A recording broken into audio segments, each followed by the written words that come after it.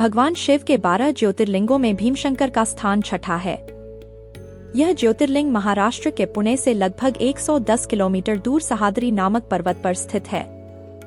इस ज्योतिर्लिंग की स्थापना के पीछे कुंभकर्ण के पुत्र भीम की एक कथा प्रसिद्ध है।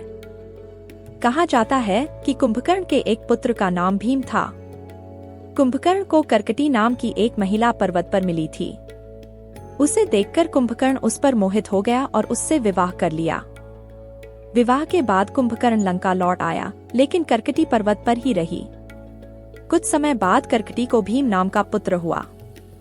जब श्रीराम ने कुंभकर्ण का वध कर दिया तो कर्कटी ने अपने पुत्र को देवताओं के छल से दूर रखने का फैसला किया। बड़े होने पर जब भीम को अपने पिता की मृत्यु का कारण पता चला तो उसने देवताओं से बदला लेने का निश्चय कर लिया। भीम ने ब्रह्मा जी की तपस्या करके उनसे बहुत ताकतवर होने का वरदान प्राप्त कर लिया। कामरूपेश्वर नाम के राजा भगवान शिव के भक्त थे। एक दिन भीम ने राजा को शिवलिंग की पूजा करते हुए देख लिया। भीम ने राजा को भगवान की पूजा छोड़ उसकी पूजा करने को कहा।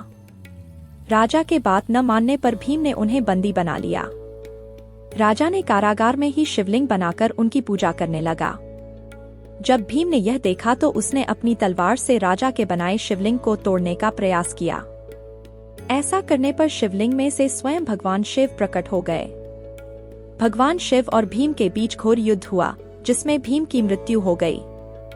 फिर देवताओं ने भगवान शिव से हमेशा के लिए उसी स्थान पर रहने की प्रार्थना की। देवताओं के कहने पर शिवलिंग के रूप में उसी स्थान पर स्थापित हो गए। इस स्थान पर भीम से युद्ध करने की वजह से इस ज्योतिर्लिंग का नाम भीमशंकर पड़ गया। भीमशंकर मंदिर बहुत ही प्राचीन है, लेकिन यहाँ के कुछ भाग का निर्माण नया भी है। इस मंदिर के शिखर का निर्माण कई प्रकार के पत्थरों से किया गया है। यह मंदिर मुख्यतः नागर शैली में बना हुआ है। मंदिर में कहीं कहीं इंडो आर्यन शैली भी देखी जा सकती है। भीमशंकर मंदिर से पहले ही शिखर पर देवी पार्वती का एक मंदिर है। इसे कमलजा मंदिर कहा जाता है।